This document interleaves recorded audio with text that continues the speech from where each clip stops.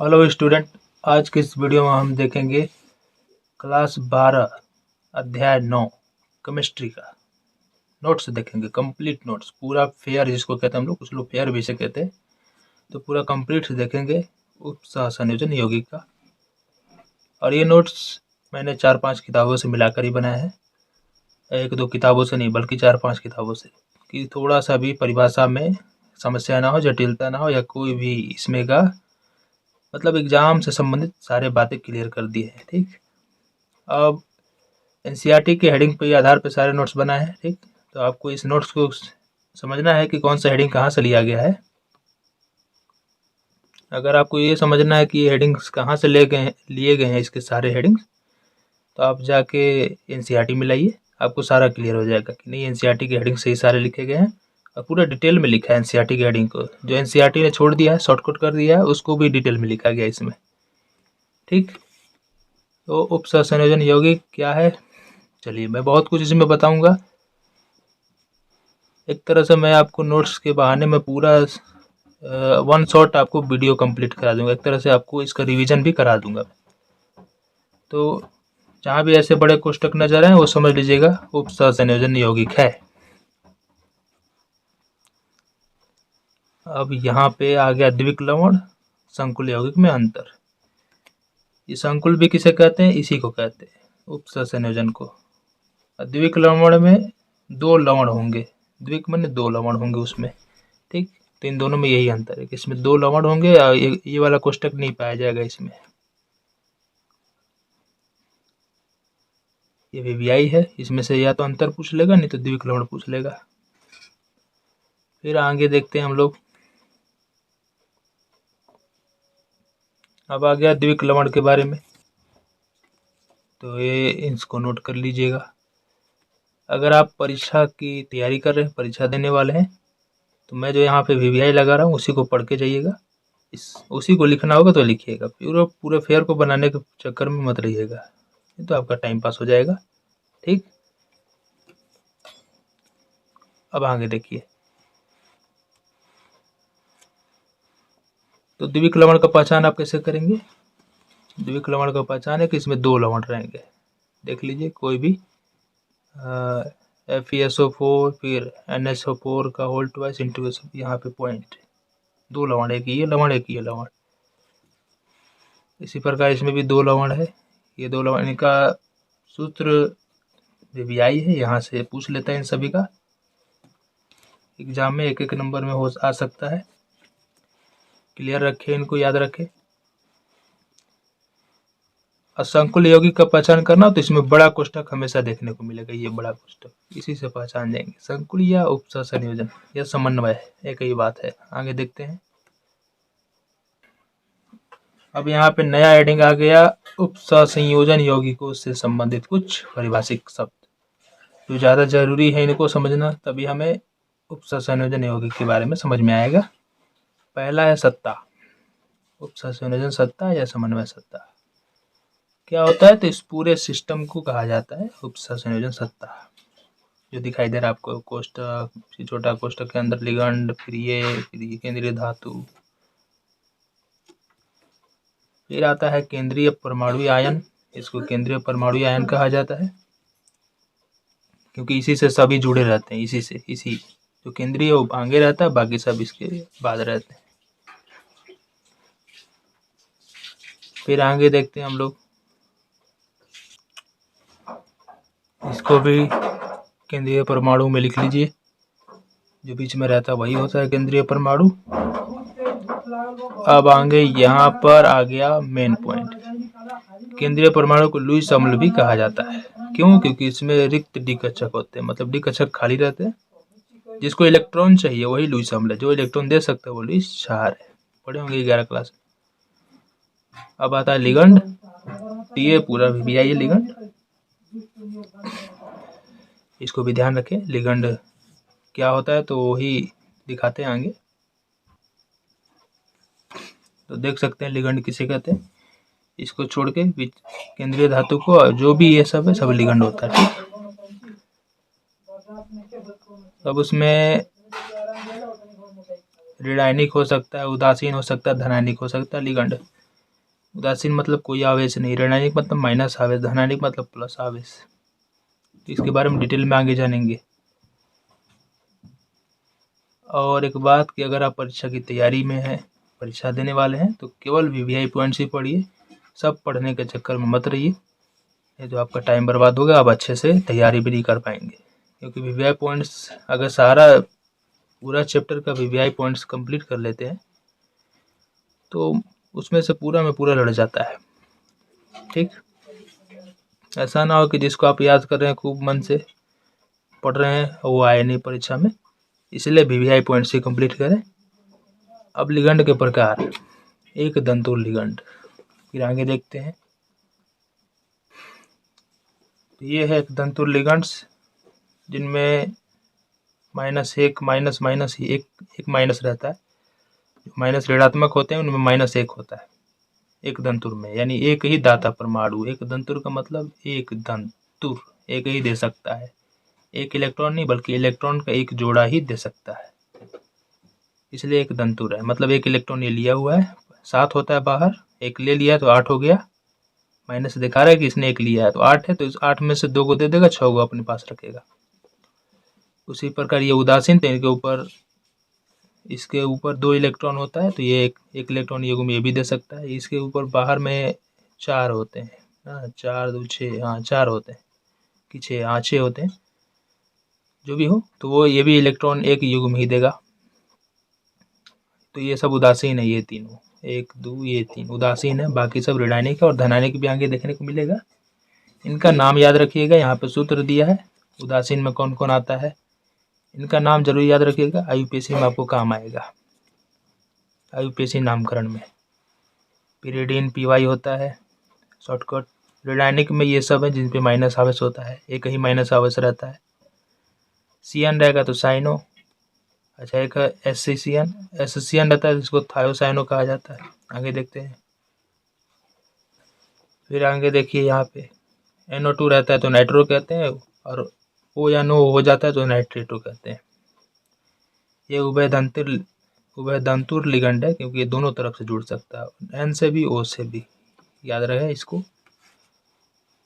फिर आगे धनायनिक लिगंड होता है। फिर द्विदंतुर में 2 दाता परमाणु 2 रहेंगे और 2 दूना के 4 इलेक्ट्रॉन देंगे दोनों मिलकर। इसी से देखिए यहाँ पे BnH2, यहाँ पे BnH2, ये 2 देगा अपना, ये 2 देगा तो 4 दोनों मिलकर देंगे द्विदंतुर। उसी तरह यहाँ पे द्विदंतुर है, इसका शॉर्टकट EN होता है, इसका OX होता है। ये दोनों VVI हैं, इनको याद रखें, इनका नाम भी याद रखें। ये द्विदंतुर है, ये भी याद रखें। उपसह संयोजन संख्या में इनका काम आएगा। उपसह संयोजन संख्या में ये 2, इनको 2 मानिएगा, इनकी संख्या 2 मान के चलिएगा। ठीक, आगे देखते हैं। फिर द्विदंतुर में कौन कौन आते हैं, वहाँ पे उदासीन ऋणायनिक यहाँ पे लिख दिया गया है।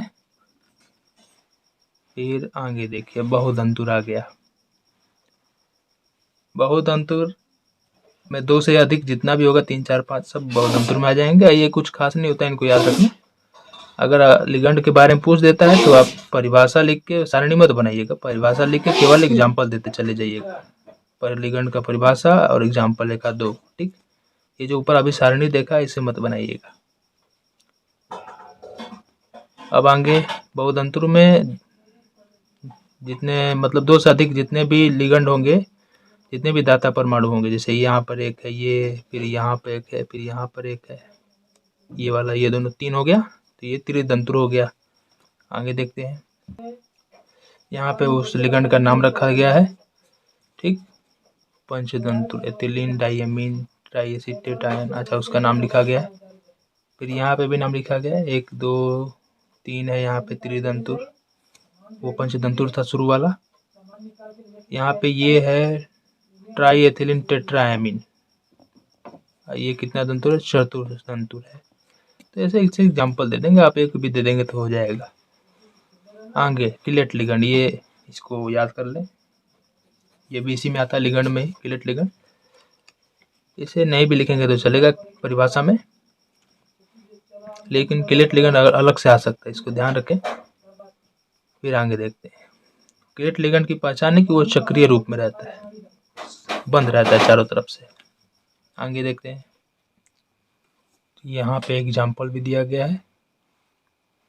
फिर अब आ गया उभयदंती लिगंड, ये भी वीवीआई है, याद रखें। मतलब दोनों ओर से जुड़ सकते हैं, उभयदंती का मतलब दोनों ओर से। इनका नाम भी लिखा गया है, नाम जरूर याद रखें, यूपीएससी नामकरण में काम आएगा। अब आगे देखते हैं, तो आगे आ गया संयोजन संख्या या समन्वय संख्या। ये बहुत ज़्यादा वीवीआई है, हमेशा यहाँ से क्वेश्चन आ जाते हैं। परिभाषा नहीं, बस इसके एग्जाम्पल से सवाल पूछ लिए जाते हैं। इसकी उपसर्ग संयोजन संख्या कितनी होगी, इसकी कितनी होगी, इसकी कितनी होगी, पीटी की, एपी की, एसीओ की। तो ये तो आप आसानी से बता दोगे। ये एक दंतुर है तो 6 संख्या है तो 6 हो जाएगा। उपसर्ग संयोजन संख्या का मतलब कि केंद्रीय धातु से चारों तरफ कितने लिगंड जुड़े हैं। 6 जुड़े हैं तो 6, 4 जुड़े हैं तो 4, 3 जुड़े हैं तो 3 नहीं। यहाँ पे ध्यान दें कि ये द्विदंतुर है तो इसको 2 मानेंगे, तो 3 दूना के 6, तो 3 गुणे 2 कर देंगे 6। EN भी द्विदंतुर है, यानी इसमें 2 धाता परमाणु होते हैं, इसलिए हम 3 से गुणा करेंगे 2 में, 3 गुणे 2 बराबर 6। यही ध्यान देना है बस। द्विदंतुर रहेगा तो आप उसकी जितना संख्या दिया है उसमें उतना 2 से गुणा करेंगे। फिर क्षेत्र उपसर्ग संयोजन समन्वय क्षेत्र। फिर आगे देखते हैं, फिर आगे आता है समन्वय बहुफलक। तो ये भी बहुत अच्छा चीज़ है कि मतलब अगर 6 लिगंड जुड़े हैं तो आकृति क्या होगी, अष्टफलकीय। 6 जुड़े हैं तो है ना, 6 उपसर्ग संयोजन संख्या 6 है, तो इसको तो आगे VBT में भी क्लियर हो जाएगा, लेकिन फिर भी इस तरह आप याद कर लीजिए। फिर चतुष्फलकीय में कौन कौन हो सकते हैं, तो जिसका 4 हो उपसर्ग संयोजन संख्या, लेकिन ये हमेशा सही नहीं है। आगे देखते हैं, इसमें एक एग्जाम्पल है NiCO4 जो चतुष्फलकीय होता है, ठीक। फिर आगे वर्ग समतलीय, वैसे आप याद कर लेते हैं डायरेक्ट तो आपका डायरेक्ट काम हो जाता है एग्जाम में, लेकिन कैसे होता है तो ये आप आगे देखेंगे VBT में। अभी आप याद कर लीजिए, CL है तो ये वर्ग समतलीय, CN है तो ये भी वर्ग समतलीय। इस स्थिति में वर्ग समतलीय मतलब ये समतल में वर्ग जैसे रहेंगे। समतल मतलब 2D लंबाई और चौड़ाई में बस। चतुष्फलकीय मतलब 3D 3 बीमा में, लंबाई चौड़ाई या ऊंचाई ना। इसी प्रकार त्रिकोणीय पिरामिड होते हैं, फिर वर्ग पिरामिड होते हैं, यानी पिरामिड जैसा बनाते हैं। केंद्रीय परमाणु की ऑक्सीकरण संख्या, ये भी हमेशा पूछता है, या IUPAC नामकरण में इसका बहुत जरूरत होता है। आगे देखते हैं, आगे कैसे निकालते हैं। तो CN पे -1 आवेश होता है तो इसकी ऑक्सीकरण संख्या 1 मानेंगे। 4 बार आया तो 4 से गुणा कर देंगे। हमें Cu का ही निकालना है, इसको x मान लेंगे, और यहाँ पे जो आवेश है उसी को बराबर में लिख दिया जाता है। अब हल कर देंगे, x का मान आ जाएगा +1, यही ऑक्सीकरण संख्या हो जाएगा। यहाँ पे कुछ नहीं रहेगा तो 0 मान लेंगे, 0 रखेंगे इधर। अच्छा, उदासीन लिगंड होगा तो उसका 0 माना जाता है ऑक्सीकरण संख्या। CN का -1 माना गया क्योंकि इसके ऊपर 1 माइनस होता है। जो सारणी बनवाया गया ना आगे, उसको ध्यान से देखिए। NH3 उदासीन लिगंड, इस पर कोई आवेश नहीं होता इसलिए इसको 0 मानेंगे। यहाँ पे 2 है तो 2 आया है। फिर उसी तरह आगे CO भी उदासीन है इसलिए इसका भी 0 माना गया है। तो आप समझ गए, आगे देखते हैं। उसी तरह आगे ये इसका -2 लिया गया है क्योंकि इसके ऊपर -2 आवेश होता है। सारणी जाके देखिए जरूर। EN उदासीन है इसलिए इसका कोई आवेश नहीं होता, 0 माना गया। होमोलेप्टिक हेट्रोलेप्टिक में होता क्या है कि केंद्रीय धातु से एक ही तरह के लिगंड जुड़े रहते हैं, 2 तरह के नहीं जुड़े होते। होमोलेप्टिक, हेट्रो में अलग अलग तरह के जुड़े रहते हैं। आगे देखते हैं, तो आगे आ गया प्रभावी परमाणु क्रमांक, बहुत ज़्यादा VBI है। तो इसका अगर ये आ जाता है एग्जाम में तो परिभाषा लिखें, और ये सब भी लिखना चाहे तो लिख दें, नहीं तो डायरेक्ट आप ये वाला लिख के काम कर सकते हैं। कैसे निकालते हैं, जो केंद्रीय सेंट्रल परमाणु है, केंद्रीय परमाणु, उसका जेड निकालिए परमाणु संख्या, फिर ऑक्सीकरण संख्या निकालिए, फिर उपसंयोजन संख्या 2 से गुणा करके घटा के फिर जोड़ के हल कीजिए, आ जाएगा। ठीक, जैसे मैं आगे देख लेते हैं। जैसे मैं यहाँ पर निकाल लिया गया, CO का जेड निकाला गया, ON निकाला गया, CN निकाला गया और यहाँ पर रख दिया गया। ये का एन, ये एन का मान आ गया। उसी तरह आगे है। अब आता है उपसंयोजन यौगिकों का नामकरण। ये बहुत ज़्यादा विधि है, ये नामकरण हमेशा पूछता है। आगे देखते हैं। अब नामकरण शुरू करते हैं। तो नामकरण में पहले आयनों का नामकरण होता है। जैसे आप यहाँ पे ये जो शुरू में अगर इस बड़े कोष्ठक के बाहर कुछ देखते हैं तो उसी का नाम पहले लिखिए। पोटेशियम, ये धनायन होता है, ऋणायन बाद में वाला होता है, तो पहले धनायन का ही नाम लिखते हैं। तो पोटेशियम, फिर उसके बाद लिगंड का, तब इसको पोटेशियम ही लिखेंगे। 4 है, 5 है, 3 है, उससे कोई लेना देना नहीं है। पोटेशियम, इसकी संख्या 6 है तो हेक्सा, इसको कहा जाता है साइनो। इसको ये आयरन है तो इसको आयरन लिख सकते थे, लेकिन जब ये माइनस वाला है, ये माइनस से वाला लिगंड है, इसलिए फेरेट लिखते हैं इसको। इसके बारे में डिटेल में आगे लिखा गया। अब यहाँ पे Fe की ऑक्सीकरण संख्या कितनी है उसको पोस्ट में लिख देते हैं। तो पहले इसका नाम, तब इस संख्या का नाम, तब इसका, तब इसका।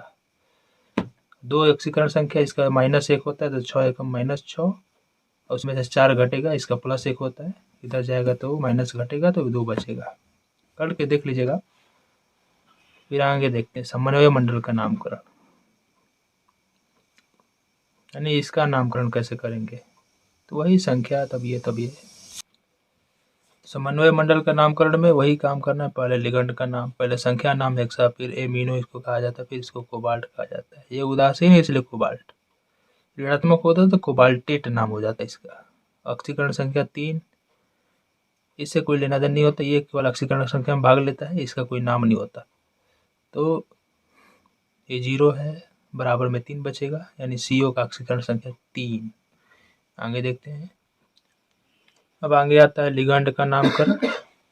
इसमें माइनस मतलब ऋणात्मक लिगंड का नामकरण कैसे करते हैं। ई रहेगा तो ई हटा के ओ लगा देते हैं, क्लोरिडो, या पूरा ID हटा दीजिए और वो लगा दीजिए, क्लोरो। तो IUPAC ज़्यादा मान्यता इसको दिया है, लेकिन फिर भी आप दोनों में से कोई लगा सकते हैं। ज़्यादातर लोग इसी को लगाते हैं, कोई भी टीचर इसी को रिकमेंड करता है, लेकिन आप इसे या इसे कोई भी लगा सकते हैं।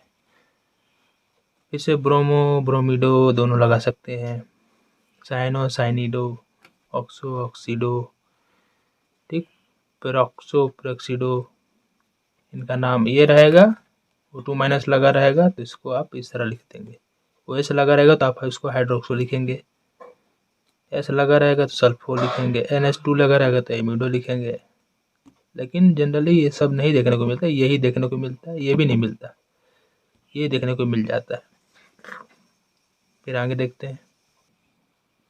फिर आगे जिसके लास्ट में 8 लगा हो उसका भी ये हटा के वो लगा देंगे। जैसे CO3 होगा तो कार्बोनेटो लिखेंगे, ये होगा तो ऑक्जेलेटो लिखेंगे, ये होगा तो सल्फेटो लिखेंगे।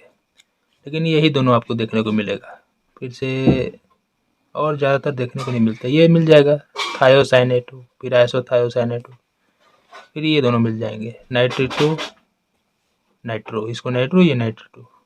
फिर आगे देखते हैं। आगे आता है उदासीन लिगंड, ठीक। H2 रहेगा तो एक्वा लिखेगा, NH3 रहेगा तो Mn लिखेंगे।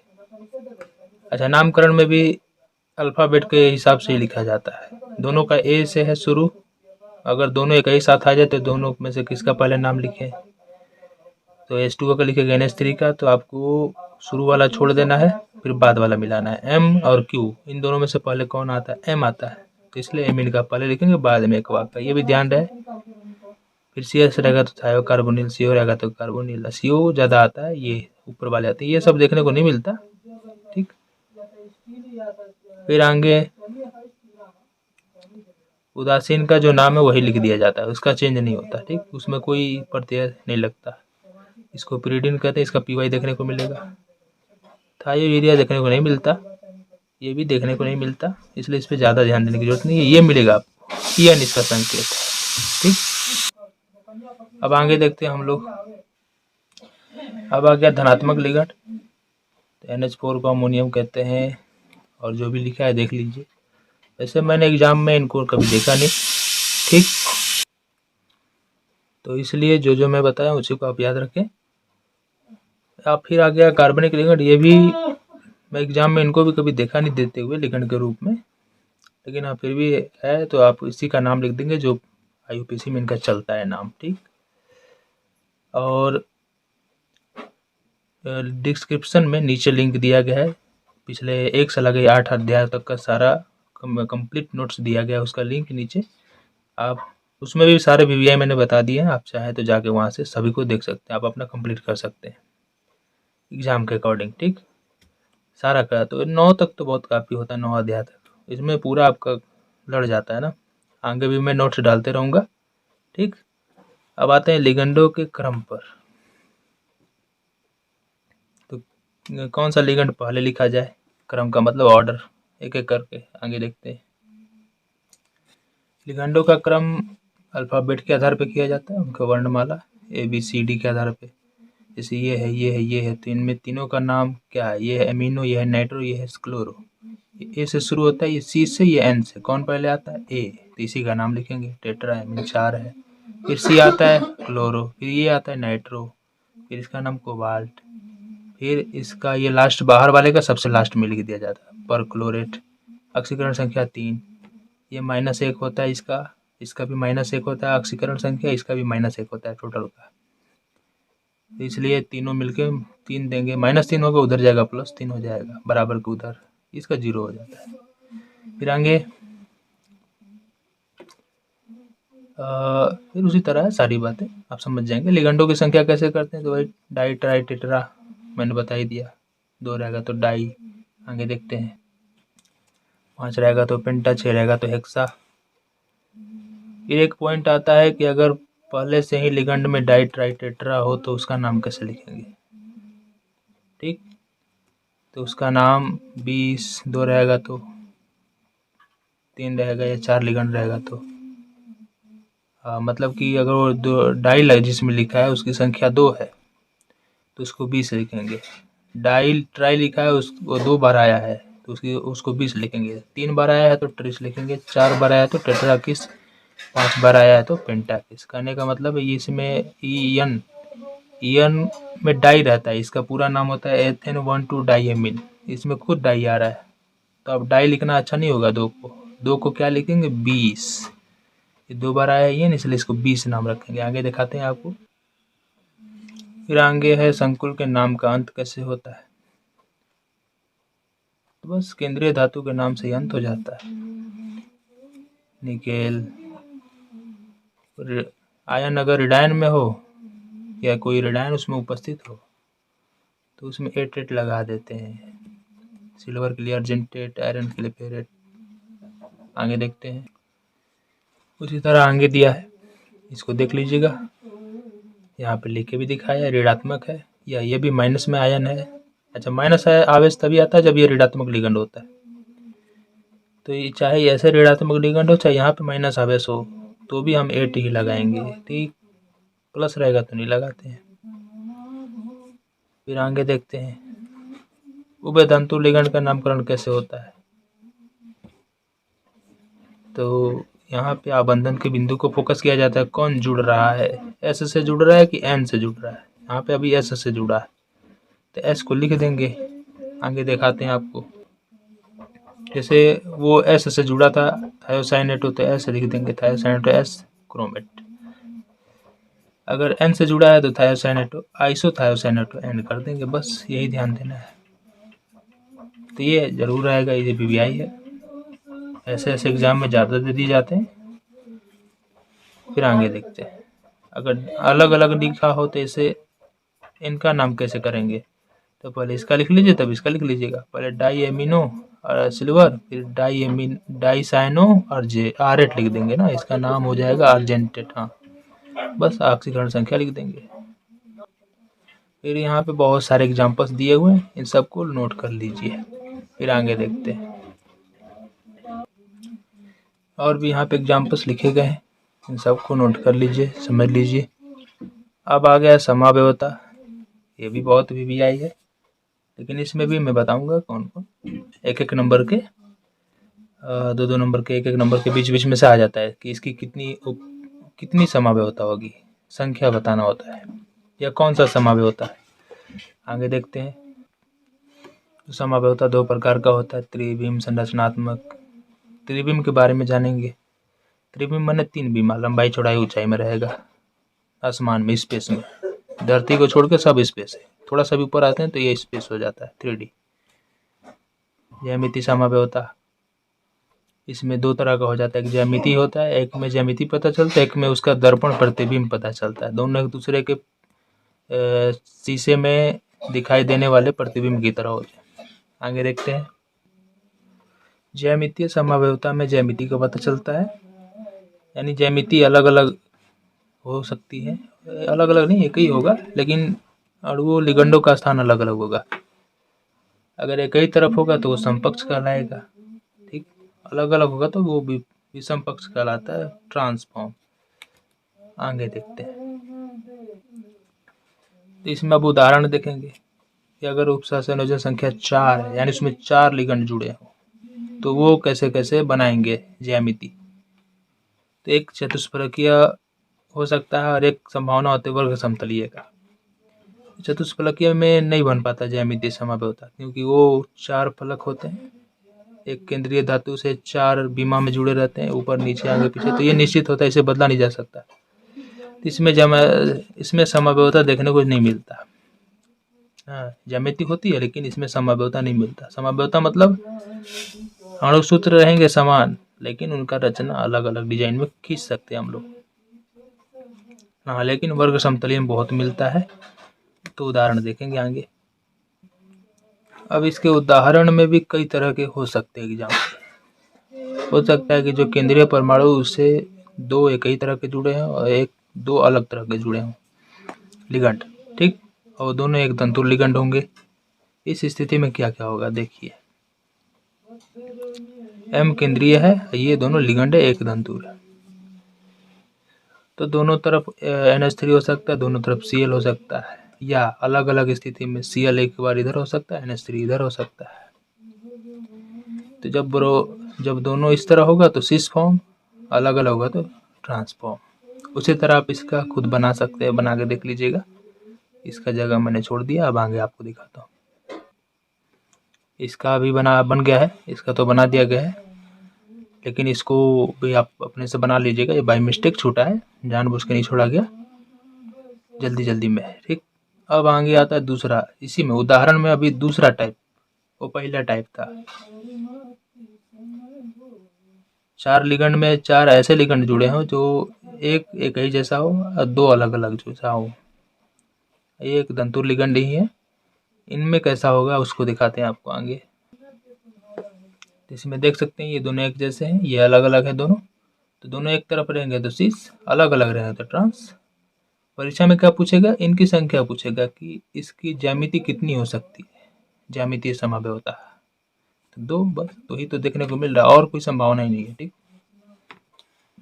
इसको भी देखिए, लिख कर बना के देख लीजिएगा अपने से, इसका भी देख लीजिएगा, फिर आगे बढ़ते हैं। फिर MABCD प्रकार, अब अलग अलग, चारों अलग अलग रहेंगे, तो कितनी संभावना है ज्यामिति की, कितने बन सकते हैं। ये सब एक तंतुर है। अब इसको केवल समझना है, आपको याद करने की जरूरत नहीं है, केवल समझ लीजिए कि ऐसे ऐसे हो सकता है। तो इसकी 3 संभावना है, तो कितने ज्यामिति बनेंगे, 3 बनेंगे, देख लीजिएगा। अब अगला कंडीशन हो सकता है कि AB द्वितंतुर लिगंड हो, A और B द्वितंतुर लिगंड और 2 बार आए हों। AB का मतलब द्वितंतुर, एक A का एक B का, दोनों समान भी हो सकते हैं। तो जैसे यहाँ पे द्वितंतुर लिगंड आया, EN द्वितंतुर है ना, आया है। इसका कैसे होगा ज्यामिति दिखाते हैं आपको। तो ये रहा द्वितंतुर का ज्यामिति। द्वितंतुर 2 बंधन बनाता है, इसलिए इसका डिजाइन कुछ इस प्रकार बनाते हैं। एक तंतुर 1 बनाता है, इसलिए इनका सिंगल चलता है। द्वितंतुर 2 बनाते हैं बंधन, क्योंकि इसमें 2 दाता परमाणु होते हैं, इसलिए इनका डिजाइन कुछ इस प्रकार बनाते हैं। इसमें भी सिस है, ट्रांस है। नोट में है कि ये इस तरह की होगी जिसमें 3 लिगेंड हो फिर एक अलग हो, या फिर AB3 इस प्रकार के हो, या MA4 या एक ही 4 बार आए होते, इनमें ज्यामितीय समावयवता देखने को नहीं मिलता। ठीक, फिर आगे उससे कोई लेना देना नहीं है, बस आप समझ लीजिए। अब 6 संख्या वाले अब देखेंगे कि जिसमें 6 लिगेंड जुड़े हो। ठीक, तो ये भी इस प्रकार के हो सकते हैं A3B3, 3 दूसरे तरह के 3 दूसरे तरह के, ये अलग अलग, ये भी एक दंतुर ही रहेंगे। आगे देखते हैं, जैसे यहाँ पे NH3 3 बार, NO2 3 बार। ठीक, तो 3 बार है तो कैसे कैसे सजाए हैं, तीनों को एक तरफ सजाए हैं, फिर इन तीनों को अलग, तो ये भी सीस फॉर्म। अलग अलग कर देंगे तो ट्रांसफॉर्म। इनकी भी कितनी संख्या होगी, 2, बस 2 ही हो सकता है, 2 से ज़्यादा नहीं। इसी तरह इसको आप इसी प्रकार लिख सकते हैं। इसको बनाना होगा तो बना लीजिएगा, नहीं बनाना होगा छोड़ दीजिएगा, इसको भी सटा के यहीं पे लिख लीजिएगा। फिर आगे देखते हैं, यहाँ पर अभी जो आपने ऊपर देखा उसी में पॉइंट करके लिख लीजिएगा। हाँ, पॉइंट करके लिख लीजिएगा। ये जो इस प्रकार के होते हैं, इसमें जब तीनों एक तरफ हो और तीनों एक तरफ हो, ये तीनों में दोनों लिगेंड, तो यहाँ पे एक फलक बना लेते हैं, एक ही फलक पर आ जाते हैं, तो इसको फेसियल कहा जाता है। ठीक, यानी कि इसका मतलब होता है, यहाँ पे लिखा है फलकीय समावयी कहते हैं। ठीक, फेसियल फैक, और अर्धवृत्त बनाता है। ठीक, तीनों एक ही कोना पर आ जाते हैं तो फेसियल, ये तीनों समतल में आ जाते हैं, यानी ये ऊपर है, ये नीचे है, ये बीच में प्लेट में बीच वाले गोल गोल में अर्धवृत्त में है, आधे वृत्त ना, ये गोल गोल अगर मानेंगे तो ये आधा वृत्त बना रहे हैं। तो ये मेरिडियनल कहलाते हैं, MER यानी रेखांशित कहलाते हैं। इसे कोई खास लेना देना नहीं। आगे देखते हैं, फिर MA4B2 प्रकार का है, इसको भी देख लीजिए। यहाँ पे जो प्लस ये आवेश है, इसको थोड़ा सा कोष्टक बना के यहाँ पे लिख देंगे, छोटा कोष्टक, इसका पूरा नहीं बनाएंगे। शीर्ष ट्रांस इसमें भी होता है। अब आ गया ध्रुवण समावय होता है, ये एक दूसरे के दर्पण प्रतिबिंब होते हैं। तो दक्षिण ध्रुवण घूर्णक द्विरूप या दक्षिणावर्ती, यानी जो प्रकाश को दक्षिणावर्ती, प्रतिबिंब को प्रकाश को दक्षिणावर्ती घुमाए ना, दक्षिणावर्ती मतलब जो दायां की तरफ मुड़ा हो घड़ी की दिशा में, द्विरूप कहेंगे। फिर आगे देखते हैं, फिर दूसरा होता है वामावर्ती L रूप, लिबोरेटरी, इसमें घड़ी के विपरीत दिशा में माना जाता है, यानी जो ज्यामिति एक तरफ है उसका दूसरा प्रतिबिंब होता है दर्पण जैसा, जो हम लोग शीशा में देखते हैं। तो जो शीशे में बनता है वो L रूप, जो असली है वो D रूप। तो यहाँ पे कुछ बातें लिखा है, उदाहरण से हम लोग समझ जाएंगे। AA 3 बार, AA क्या है, दोनों समान है, दोनों में दाता परमाणु वाले द्विदंतुर लिगेंड है, दोनों द्विदंतुर लिगेंड। जैसे EN में 2 परमाणु दोनों समान रहते हैं, द्विदंतुर लिगेंड। इसका ज्यामिति कैसे बनाएंगे देखिए आगे। तो जैसे हमने इसका ज्यामिति बनाया, तो इसका दूसरा ज्यामिति जो बनेगा वो बिल्कुल इसका दर्पण जैसा लगेगा, दर्पण प्रतिबिंब की तरह लगेगा। जैसे बीच में हम कल्पना कर लेते हैं कि मान लो दर्पण लगा, इसलिए इसका प्रतिबिंब जैसा बना हुआ है। तो ये जो असली है वो D रूप है, जो इसका हमने प्रतिबिंब बनाया है, जो दूसरा खींचा समावयव होता है वो L रूप कहलाएगा।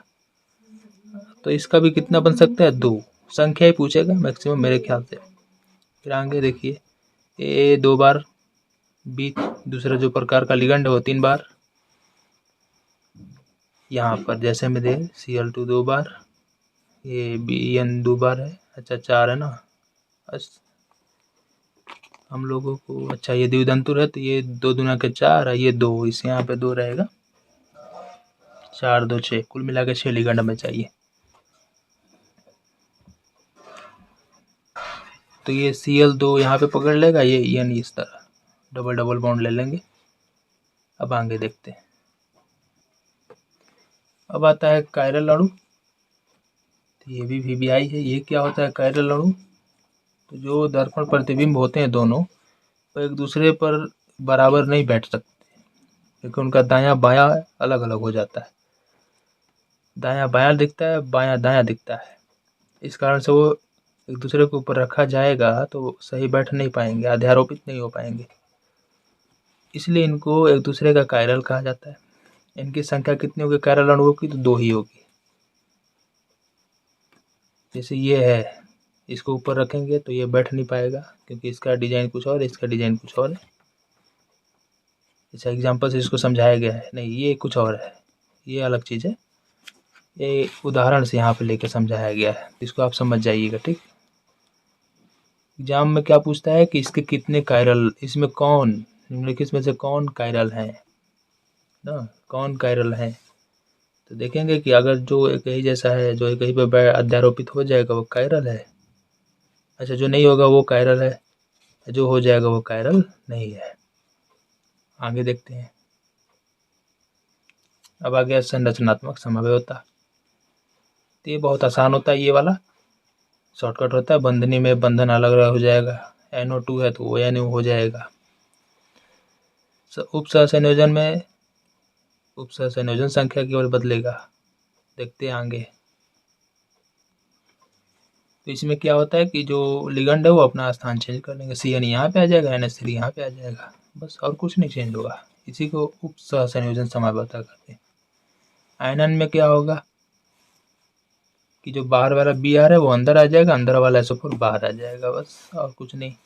विलायक योजन में जल अणु, विलायक योजन में जल अणु जोड़ने की बात कर रहा है। विलायक का योजन करना, विलायक में हम ज़्यादातर पानी ही लेते हैं क्योंकि पानी उत्तम विलायक होता है, सबसे अच्छा विलायक। तो इसमें पानी ही जोड़ने की बात हो रही है, हाइड्रेट। आगे देखते हैं। तो यहाँ पे देख सकते हैं कि H2O हाइड्रेट है, अणु 6 है, एक बाहर निकल गया, 5 बचा ना, यहाँ पे 5 लिखिएगा, यहाँ पे नहीं। फिर एक Cl अंदर आ गया, एक Cl बाहर हो गया, 3 था तो एक अंदर आ गया, एक बाहर हो गया। भाई बैलेंस करना ना, पर उप सहसंयोजन संख्या 6 ही रखना है, इसीलिए 5 1 6। अब आता है उप सहसंयोजन यौगिकों में आबंधन। तो सबसे पहले वर्नर ने दिया था, तो वर्नर का सिद्धांत बड़ा फेमस है, ये आता है। फिर उसके बाद आया संयोजकता, BBT, फिर CFT, फिर LFT आया, फिर MOT आया। इस 12 क्लास में केवल ये दोनों पढ़ना है और बाकी आगे की क्लासों में ये दोनों पढ़ेंगे। तो पहले इन दोनों को हम देखेंगे केवल इस चैप्टर में, आगे देखते हैं। तो अब आता है, शुरू करेंगे पहले उप सहसंयोजन यौगिकों का वर्नर सिद्धांत।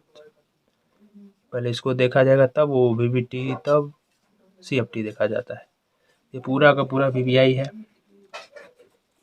इसके बारे में पूरा आ सकता है, तो इसका पूरा नियम लिखना पड़ेगा जितना भी है, 1 2 3 4, फिर आगे दिखाता हूँ मैं आपको, फिर है 5, फिर है 6।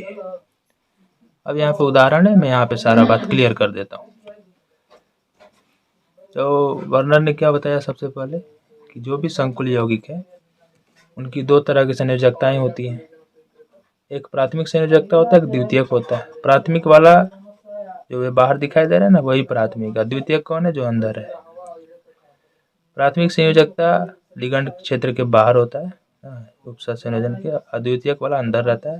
द्वितीयक वाला उप सहसंयोजन संख्या बताता है, ठीक, उप सहसंयोजन संख्या बताता है। ये वाला ऑक्सीकरण संख्या भी बताता है। तो देखिए ये बाहर से जुड़ा है, तो जो प्राथमिक संयोजकता है वो ऋणायनिक माइनस वाले लिगंडों से पूरा हो जाता है, और जो द्वितीयक है वो उदासीन लिगंडों से ही पूरा होता है। जो द्वितीयक है उसको सीधा पाई से दिखाते हैं, और जो प्राथमिक है उसको डॉट डॉट डॉट से दिखाते हैं, ठीक। ये बाहर से जुड़ा हुआ है इसलिए इसको डॉट डॉट डॉट से दिखा दिया गया है। समझ में आ रहा बात? और कि प्राथमिक जो संयोजकता होता है वो आयननीय होता है, मतलब उसको वो आयनों में टूट जाएगा। लेकिन जो द्वितीयक होता है वो अनायनीय होता है, वो आयनों में टूट नहीं सकता। फिर आगे देखते हैं, एक और एग्जांपल यहाँ पे दिया, इसको भी लिख लीजिएगा। अब आता है वर्नर सिद्धांत की सीमा, ये भी VBI है, ये भी पूछ देता है। फिर आगे देखते हैं, यानी सीमाएं का मतलब ये कहाँ कहाँ लागू नहीं हो पाती थ्योरी, किस हद तक, किस सीमा के बाहर, आगे देखते हैं। अब आ गया संयोजकता आबंध सिद्धांत, VBT। ये बहुत ज़्यादा VBI है, ये पूरा लिखने को नहीं पूछता, लेकिन हाँ इसमें से दो दो एक एक नंबर बहुत ज़्यादा पूछ लेते हैं। तो मेन हम बात करेंगे, यह सब लिख लीजिएगा आप, आगे दिखाते हैं आपको। फिर यहाँ पे भी तीसरा, इन सबको भी लिख लीजिए। फिर आगे नंबर 4, नंबर 5, फिर आगे देखते हैं। फिर ये है, फिर ये छठवां। डिटेल में लिखने के चलते ये थोड़ा ज़्यादा लंबा हो गया, सारी बातों को मैंने कवर किया है कई सारे किताबों से, इसलिए थोड़ा डिटेल में लिख दिया, क्योंकि ये चैप्टर बहुत ज़्यादा अच्छा है, ज़रूरी है, इसलिए इसको डिटेल में लिखना पड़ा। अब संकुलों के संकरण और ज्यामिति में संबंध, क्योंकि कुल मिला के इस VBT से हमें संकरण और ज्यामिति का ही पता चलता है कि उसका संकरण क्या होगा तो ज्यामिति क्या होगी। अगर मान लीजिए उपसंयोजन संख्या 4 है तो उसका संकरण sp3 हो सकता है या dsp2 हो सकता है। ज्यामिति क्या हो सकती है, या तो चतुष्फलकीय होगी, ये रहेगा तो वर्ग समतलीय होगी। एग्जाम्पल भी मैंने दे रखा है यहाँ पे। और ध्यान देने वाली बात है कि यहाँ पे sp3 है, यहाँ पे d कहाँ से आ गया, तो यहाँ पे संकरण जब अंदर वाला d भाग लेता है, बाहर वाला d न भाग लेके अंदर वाला d भाग लेता है लिगंड संकरण धातु का, जो केंद्रीय धातु है, इसका बाहर वाला d कक्षक भाग ना लेके अंदर वाला n-1 इंटू d भाग लेता है, तो इस प्रकार का ज्यामिति बनती है। इसको आंतरिक कक्षक संकुल कहा जाता है जब अंदर वाला d भाग लेता है। जब बाहर वाला d भाग लेता है या बाहर वाला p भाग लेता है तो इसको बाह्य कक्षक संकुल कहा जाता है। और इसमें ध्यान देने वाली बात है कि ये तब बनता है जब प्रबल लिगंड जुड़े होते हैं केंद्रीय धातु से। अभी आप यहाँ पे जो देख रहे हैं Cl, CO, Cl, इसमें Cl दुर्बल लिगंड है और CO प्रबल है, लेकिन किसी कंडीशन वश sp3 बना लिया है। उसका क्या कंडीशन आगे हम बताएंगे, लेकिन ज़्यादातर जो भी प्रबल लिगंड होते हैं वो हमेशा dsp2 ही बनाते हैं, आंतरिक लिगंड को ही पकड़ते हैं, अरे आंतरिक कक्षक को ही पकड़ते हैं, ठीक। तो जितने प्रबल लिगंड है Cn, NH3 और CO, ये तीनों प्रबल लिगंड है। यहाँ पे मैं क्लियर कर देता हूँ, ये प्रबल लिगंड है, Cn माइनस में रहेगा, ये CO और ये NH3, ये प्रबल लिगंड है। ये जब भी रहते हैं तो ये ऐसा ही ज्यामिति, मतलब इसी को पकड़ते हैं, D वाले को। ये हमेशा सत्य नहीं है इसके लिए, लेकिन हाँ मैक्सिमम ये 99% ऐसा ही करते हैं। आगे दिखाता हूँ आपको। फिर अगर 5 है, अगर उपसंयोजन संख्या 5 है, यानी 5 लिगंड जुड़े हैं, तो उसका दो कंडीशन, एक sp3d, एक dsp3। ये भी बाह्य और आंतरिक का खेल है, लेकिन ना ज्यामिति नहीं बदलता, ज्यामिति दोनों चेंज रहता है, इसमें टेंशन लेने की बात नहीं है। हाँ dsp3 कौन बनाता है, केवल एक ही बनाता है, CO जब जुड़ा रहता है फिर से, तब बस एक ही है, इसमें भी एक ही है, ज़्यादा नहीं है। इसलिए मैंने एग्जाम्पल भी साथ ही साथ लिख दिया कि आप एग्जाम्पल याद कर लो, आपका काम क्लियर हो जाएगा। फिर यहाँ पे ये आपको पूरा डिटेल में समझना है। sp3d2 6 उपसंयोजन संख्या गिन लीजिए, एक यस है, 3 p है यानी 4, 2 d है यानी 6। जितने कक्षक भाग लेंगे उतने ही तो क्या कहा जाता है, उपसंयोजन संख्या होगा। और ज्यामिति क्या हो जाएगी, अष्टफलकीय। चाहे अंदर का भी लेगा तब पर भी ज्यामिति अष्टफलकीय। एग्जाम्पल मैंने दे रखे हैं। ये कब डी वाला अंदर वाला भाग लेता है, तो जब प्रबल लिगंड जुड़े होते हैं तब। मैक्सिमम देखा जाता है कि प्रबल लिगंड रहते हैं तभी ऐसा होता है, दुर्बल लिगंड की स्थिति में नहीं होता। लेकिन देखिए यहाँ पे प्रबल जुड़ा है फिर भी हुआ है, तो कभी कभी प्रबल में भी ये काम नहीं करता। इसलिए ऐसा नहीं कि आप रट लें कि प्रबल रहेगा तो ये वाला मार देंगे, दुर्बल रहेगा तो ये वाला मार देंगे, नहीं, इसको समझ लीजिएगा बढ़िया से। अब आगे देखते हैं उदाहरण, इसको समझेंगे। ये प्रबल लिगंड जुड़ा हुआ है CD का, तो ये कैसा प्रसंकरण बनाएगा, dsp23 की sp3d2 बनाएगा। तो सबसे पहले क्या करते हैं, इस पे ये पूरा का पूरा ऐसा करना पड़ सकता है अगर ज्यामिति पूछ दे तो, 5 नंबर या 2 नंबर में। तो 1 नंबर पूछता है तो आप डायरेक्ट टिक मार दोगे, लेकिन अधिक नंबर में पूछता है तो आपको पूरा डिटेल में ये करके दिखाना पड़ेगा। CO का ऑक्सीकरण संख्या निकालेंगे 3 आएगा। कैसे करते हैं बताया जा चुका है शुरू में। तो CO27 का तो आप 1s2 2s2 लिखोगे, यहाँ से लेकर 10 इलेक्ट्रॉन, 10 20 और 7 27 इलेक्ट्रॉन भर दिया हमने।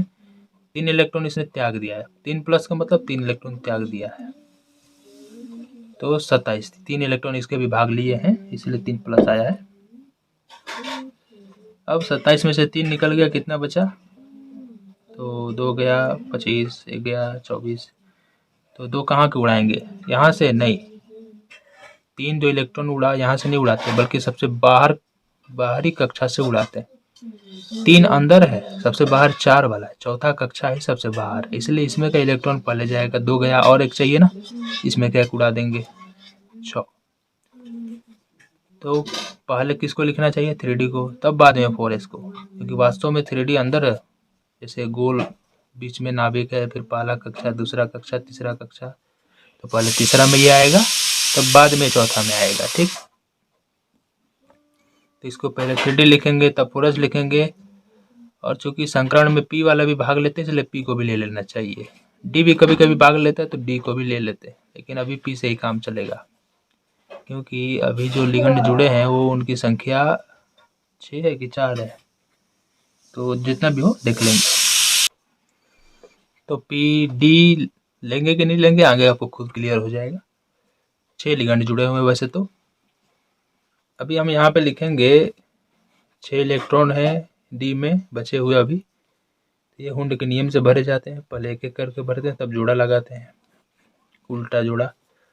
लेकिन यहाँ पे NH3 प्रबल लिगेंड है, अब प्रबल लिगेंड होता है तो हुंड के नियम के विपरीत अब भरने लगते हैं इलेक्ट्रॉन, यानी पहले हुंड के नियम से थे, अब उल्टा भरेंगे, यानी पहले से ही जोड़ा लगते चला जाएगा, उल्टा सीधा फिर उल्टा सीधा, यानी 6 के 6 3 गो में ही कवर हो जाएंगे। फिर 4s आया, फिर 4p उतार देंगे हम लोग।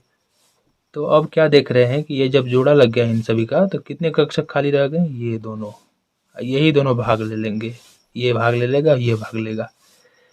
आखिर ये 2 1 3 ये क्यों भाग ले रहे हैं? क्योंकि हमें इसमें 6 लिगेंडों को भरना है। जो 6 लिगेंड हैं NH3 के, उनके द्वारा दिए गए इलेक्ट्रॉनों को देना है किसको देना है? कोबाल्ट को। तो कम से कम उसको कितना अपना घर खाली करना पड़ेगा?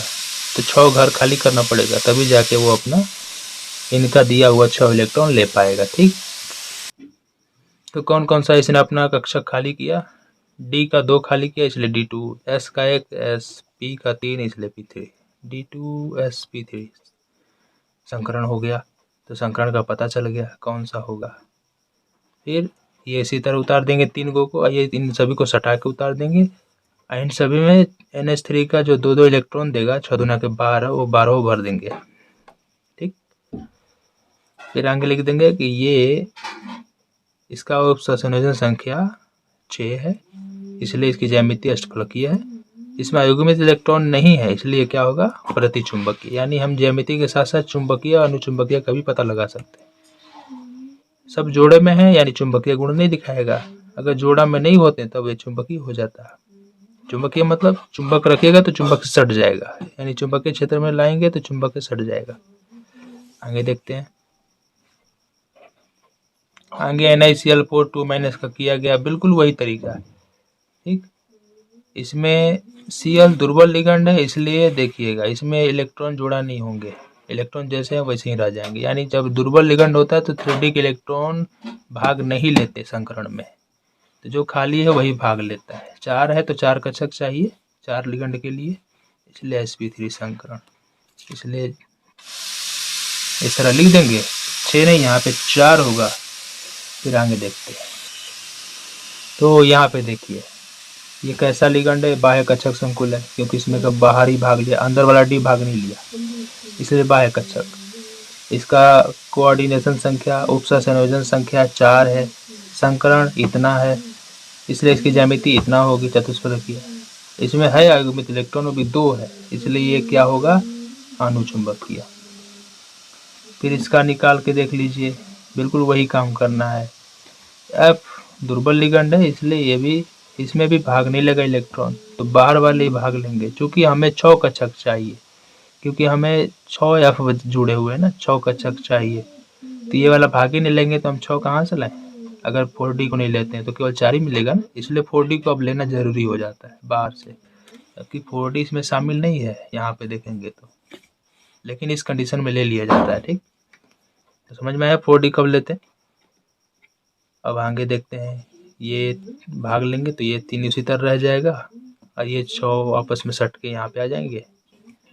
और फिर आगे देखते हैं, तो ये भी क्या है, बाह्य कक्षक संकुल है, क्योंकि इसका अंदर वाला डी भाग नहीं लिया बल्कि बाहर वाला डी भाग लिया। आ रहा समझ में।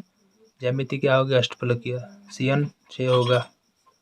चुंबकीय है कि नहीं, हाँ अनुचुंबकीय है, क्योंकि इसमें 4 युग्मित बच गए, खाली वाले D3D में 4 बच गए थे अकेला। इसको देखिए, ये प्रबल लिगेंड है तो इसमें भी आपको वैसा ही देखने को मिलेगा, हुंड के नियम के विपरीत जोड़ा लगेगा इलेक्ट्रॉनों का, देखो विपरीत लग गया, इसलिए अंदर वाला डी भाग लेगा।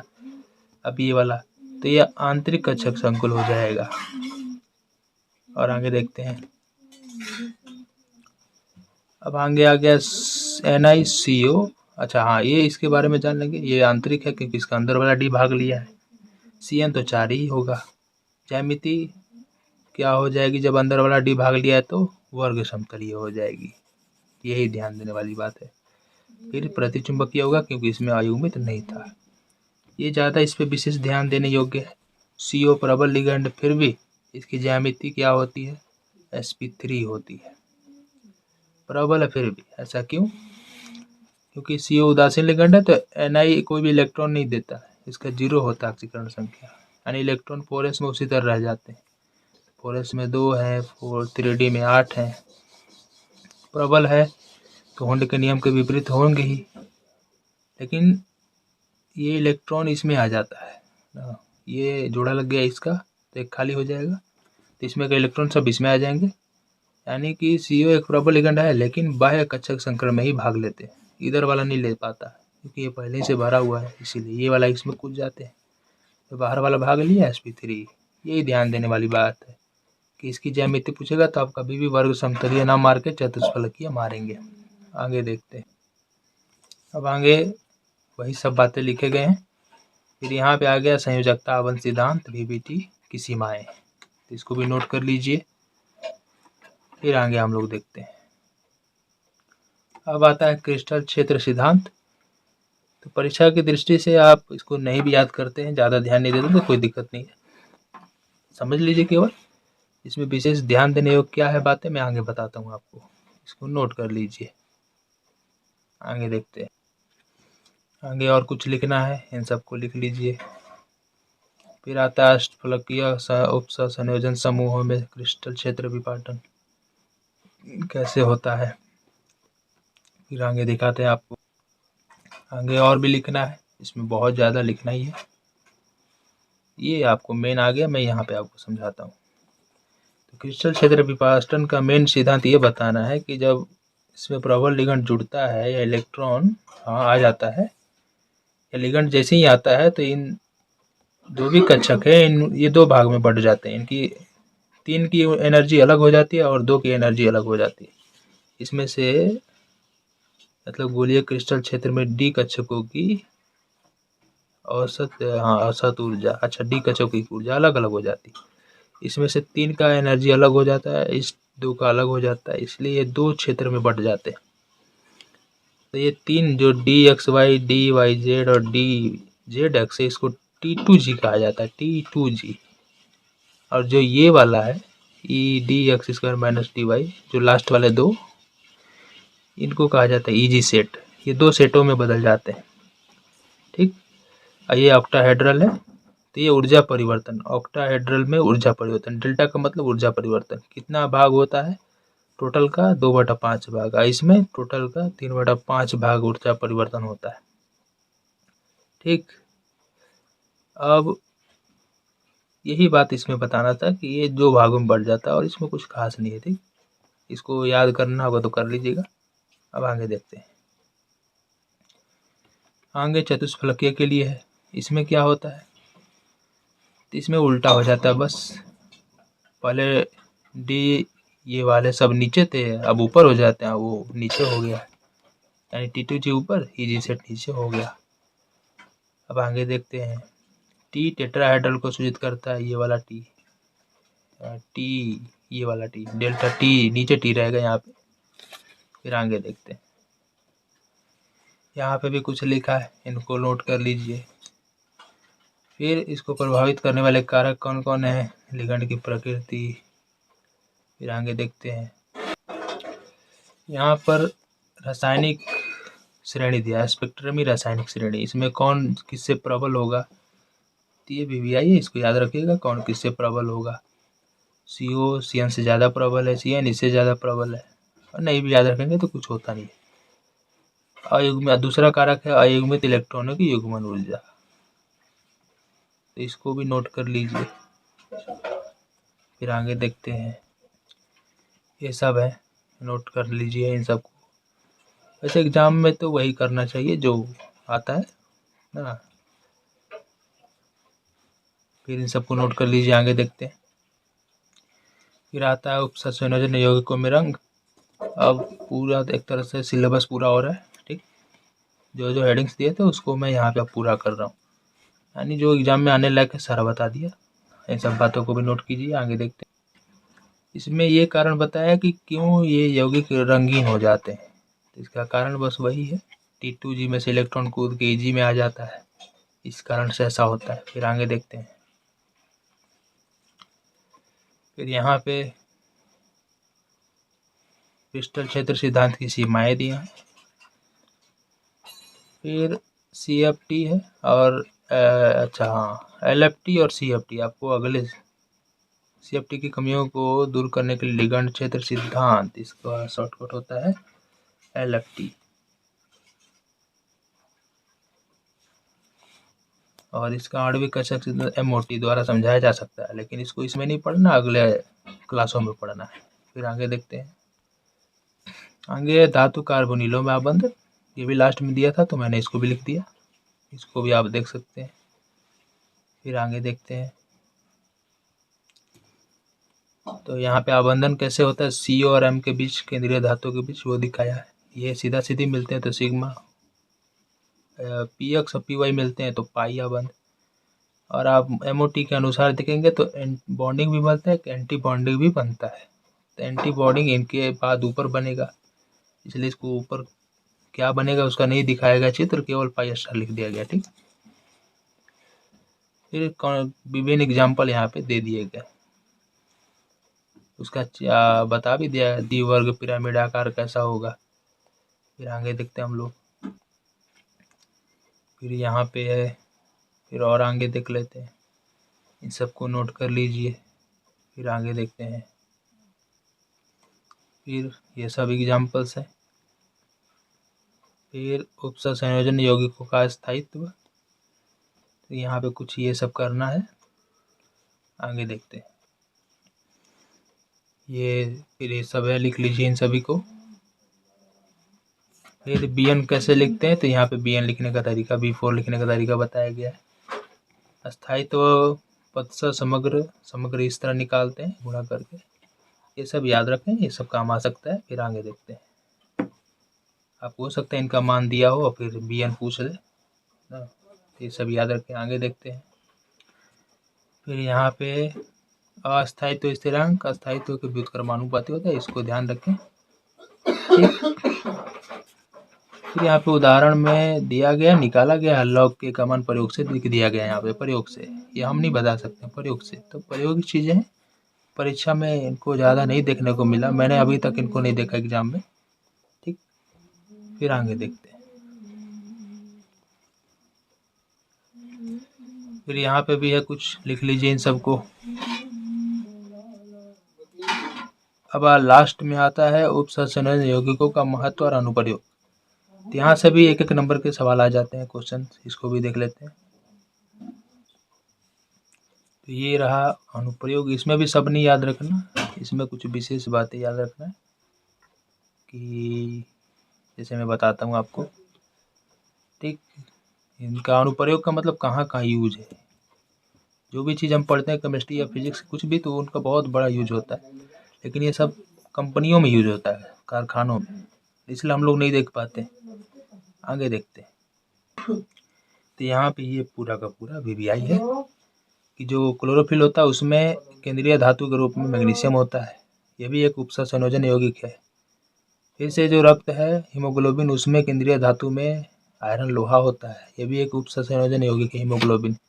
विटामिन B12 में कोबाल्ट होता है, ये भी एक उपसंयोजन यौगिक है। पूरा BBI है, ठीक, याद रहे। फिर और भी है कुछ इसमें, इन सबको नोट कर लीजिए। हाँ, ये वाला BBI है कि फिल्म फोटोग्राफी या ब्लैक वाइट फोटोग्राफी में किसका प्रयोग होता है, तो सिल्वर AgBr से बनाए गए संकुल का प्रयोग होता है, यानी AgBr का लेप लगाया जाता है उसमें, या उससे बने संकुल को लगाया जाता है, ठीक। फिर आगे देखते हैं। फिर यहाँ पे कुछ लिखा गया है और इस प्रकार ये पूरा कंप्लीट होता है नोट्स। मैंने पूरा कंप्लीट कराया है, ठीक। और डिस्क्रिप्शन में 1 2 3 4 5 6 7 8 9 तक पूरा नोट्स दिए गए हैं, आप उनको जाके देख सकते हैं डिस्क्रिप्शन में जाके। और 4 अध्याय तक मैंने पढ़ाया भी है,